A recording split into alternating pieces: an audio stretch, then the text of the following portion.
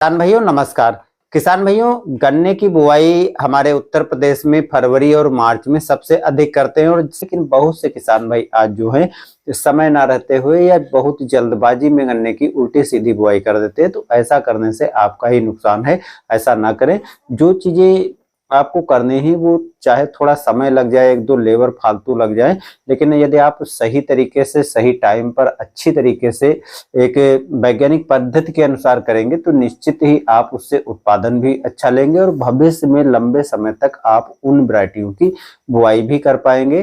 तो लागत भी धीरे धीरे कम होगी, क्योंकि शुरुआत में यदि आप लापरवाही करेंगे धीरे धीरे वो वैरायटियां रोगग्रस्त हो जाएंगी और बाद में उन पर काफी ज्यादा खर्चा आपको करना पड़ता है। तो चलिए शुरुआत से बात करते हैं। देखिए दोस्तों, जब आप गन्ने की बुआई करने के लिए खेत की जुताई कर रहे हो तो खेत की जब आप जुताई करें, देखिए बहुत ज्यादा दूषित हो चुकी है हमारे मिट्टी, तो उसमें जो है ट्राइकोडर्मा का यूज जरूर कर लें। अब कुछ चीजें ऐसी हैं जो ट्राइकोडर्मा का यूज करते हैं तो आपको सावधानी भी रखने की जरूरत है। इसीलिए दोस्तों मैंने यहाँ पर आपको बता दूं, अगर आप ट्राइकोडर्मा गन्ने की बुआई करने वाले खेत की जब जुताई करते हैं या कंपोस्ट खाद यानी गोबर की खाद डालते हैं, उस टाइम पर ट्राइकोडर्मा यूज कर लेंगे तो वो काफी अच्छे से मल्टीप्लाई हो जाएगा और काफी अच्छे जो है जीवाणुओं की संख्या उसमें हो जाएगी, जिससे जो फफूंद लगने का खतरा है, जो मिट्टी दूषित है या आपका रोगग्रस्त पौधा भी यानी गन्ना भी है, तो उसको भी काफी हद तक कंट्रोल कर लेता है। लेकिन बहुत से किसान भाई इस साल डालेंगे, अगले साल नहीं डालेंगे, यानी जब दोबारा उसमें गन्ने की बुआई करते हैं तो उसमें ट्राइकोडर्मा नहीं डालते हैं। जबकि आपको यदि ट्राइकोडर्मा डाल रहे हैं तो रेगुलर ट्राइकोडर्मा आपको डालना है। तो पहला काम आपको यही करना है, यदि संभव हो तो आप ट्राइकोडर्मा डालें, और ट्राइकोडर्मा जो डालें वो अच्छी कंपनी का हो, अच्छा काम करने वाला हो, अच्छी तरह उसको मिक्स करके यानी जीवाणुओं की संख्या अच्छी तरह बढ़ जाए तभी उसको यूज करें। यदि आप बहुत से किसान भाई सीधे ला करके उसको पानी में घोल करके या बहुत ऐसे उल्टे सीधे तरीके से उसको डाल देते हैं, तो पहले उसको लाइए और कंपोस्ट खाद को अच्छी तरह सड़ी हुई उसको ले लीजिए 40 से 50 किलोग्राम, और उसमें जो है लगभग 1 किलोग्राम आपको ट्राइकोडर्मा मिक्स कर लेना है। और गुड़ भी मिला लें, यानी गुड़ के पानी में घोल करके यदि मिक्स करें तो और भी अच्छी संख्या जीवाणुओं की बढ़ जाती है। तो जब आप इसको डालें तो इसको डालने के बाद जब आप गन्ने की बुआई करें तो इस बात का ध्यान रखना है, अगर आपने ट्राइकोडर्मा डाला है तो दूसरा कोई रासायनिक फफूंदनाशी या कीटनाशी बुआई के टाइम आपको नहीं डालना है। कम से कम 50-60 दिन का अंतर रखें, जिससे उसकी संख्या जो बढ़ी है वो अच्छी तरह से आपके खेत को सुरक्षित कर सके। यही चीजें किसान भाई उल्टी सीधी चीजें करते हैं, जिससे उनकी लागत तो लग जाती है लेकिन फायदा नहीं मिलता है। और अगर आप ट्राइकोडर्मा नहीं डाल रहे हैं, रासायनिक दवाओं को यूज कर रहे हैं, तो उसकी प्रोसेस आपको अलग करने की जरूरत पड़ती है। तो चलिए हम दोनों चीजों को यहाँ पर बता रहे हैं। तो जब आप गन्ने की बुआई करें तो गन्ने की बुआई करने लगभग 15 दिन पहले आपने ट्राइकोडर्मा डाला है तो गन्ने की बुआई की कर रहे हैं तो उसमें आप रासायनिक खादों को डाल दीजिए। हालांकि डालने से मना करते हैं कृषि वैज्ञानिक लोग, लेकिन आप डाल सकते हैं। हाँ, मात्रा थोड़ी आपको कम रखनी है जिससे जीवाणु प्रभावित ना हो, और नमी बनाए रखना है। यदि आप कोई जीवाणु वाली उर्वरकें यूज करना है तो खेत में पर्याप्त नमी आपको बनाए रखने की आवश्यकता है, नहीं तो जीवाणुओं की संख्या कम हो जाएगी।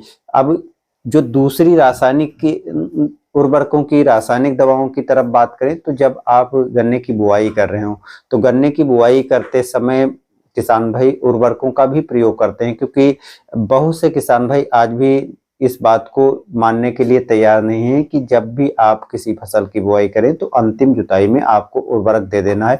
चलिए, यदि आप अंतिम बार नहीं उर्वरक देते अंतिम जुताई में, तो गन्ने की बुआई जब आप करते हैं तो आसानी से दे सकते हैं। जो उर्वरक की मात्रा रखनी है तो डीएपी की अलग हो जाती है, एनपीके की अलग हो जाती है और सिंगल सुपर फास्फेट की अलग हो जाती है। लेकिन किसान भाई इस की डोज भी गलत तरीके से दे देते हैं। बहुत से किसान भाई बहुत ज्यादा डोज दे देते हैं तो बहुत से किसान भाई बहुत कम डोज देते हैं।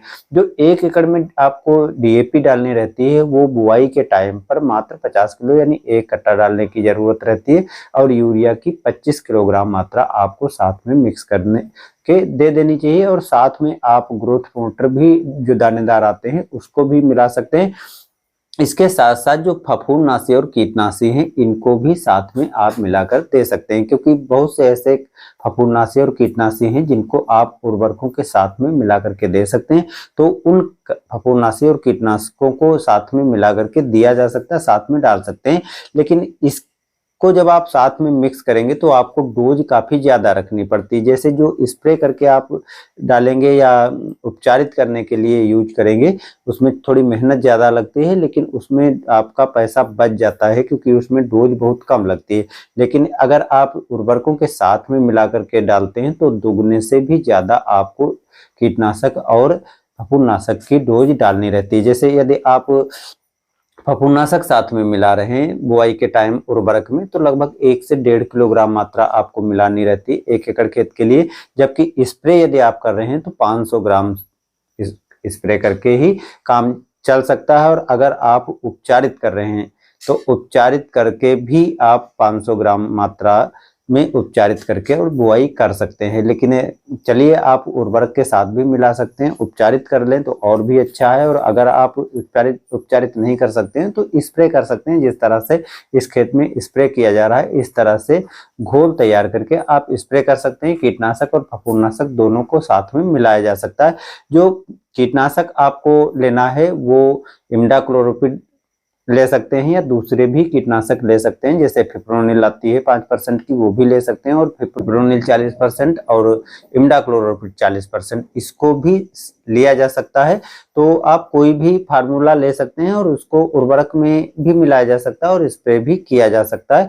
और जो तरीका आप अपनाना चाहते हैं अपना सकते हैं, लेकिन इसको आप यूज जरूर करिए। क्योंकि जब आप इसको यूज करेंगे जो मिट्टी के अंदर कीट हैं, जो मिट्टी के अंदर कीट जैसे दीमक आदि, आप देखते हैं कि जब आप गन्ने की बुआई करते हैं तो अंदर से बिल्कुल खा करके खोखला कर देते हैं और आंख भी खराब हो जाती है।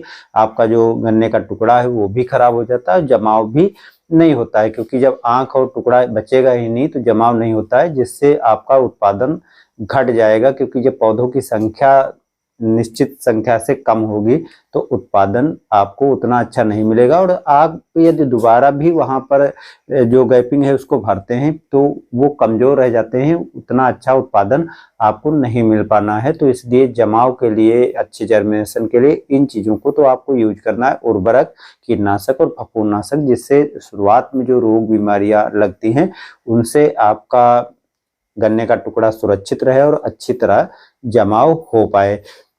यहाँ पर एक चीज दोस्तों आपको और बताना चाहेंगे, आज के समय में चाहे आप रिंग पिट यूज करें, चाहे आप ट्रेंच बिट से यूज बुआई कर रहे हो या साधारण बिट से, वो आप पर डिपेंड है। क्योंकि बहुत जगह पर कुछ चीजें नहीं वो उपलब्ध हो पाती हैं, तो आप पर डिपेंड है। उत्पादन थोड़ा बहुत कम होगा, बाकी विशेष कोई ज्यादा उत्पादन कम नहीं होता है। कुछ ऐसी तकनीकियां जैसे रिंग पिट हो गया तो उसके साथ आप मिक्स खेती कर सकते हैं, और ट्रेंच बिट से बो रहे हैं तो मिक्स खेती कर सकते हैं। ये बेनिफिट मिलता है और थोड़ा उत्पादन भी सामान्य विधि से अधिक मिलता है। तो संभव हो तो इन विधियों का यूज करें, लेकिन संभव नहीं है तो आप साधारण विधि से भी बुआई कर सकते हैं। लेकिन खेत में पर्याप्त नमी होनी चाहिए, तभी आप अच्छी तरह से जो है जमाव खेत में ले पाएंगे और अच्छी तरह पौधे उग पाएंगे। यहाँ पर एक चीज और, जो मार्च में या अप्रैल महीने में किसान भाई गन्ने की बुआई करते हैं उनके साथ और भी समस्या आती है। जरा सी यदि नमी कम होती है तो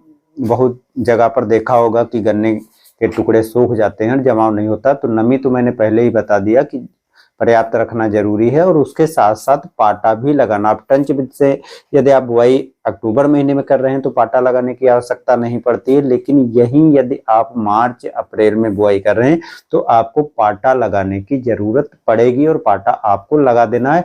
चाहे आप दूसरी फसल फसली खेती के रूप में कर रहे हो तो उसकी आप बुआई करिए, लेकिन पाटा आप जरूर लगा दीजिए। और थोड़े गहरे कूण काटना चाहिए, क्योंकि अक्टूबर में यदि हल्के कूण कटे हैं तब भी काम चल जाएगा। यदि गहरे कूण नहीं काटेंगे तो तेज हवाएं चलने के कारण जो है नमी बहुत जल्दी समाप्त हो जाती है, और अगर नमी जल्दी समाप्त हो गई तो आपका जमाव जो है गन्ने का इतना अच्छा बेहतरीन नहीं मिल पाता है।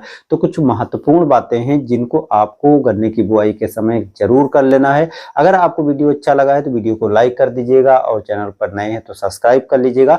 रेगुलर वीडियो देखने के लिए बेल आइकन भी दबा दीजिए, जिससे आप तक नोटिफिकेशन पहुंचता रहेगा। तो बस दोस्तों, मिलते हैं नए वीडियो के साथ।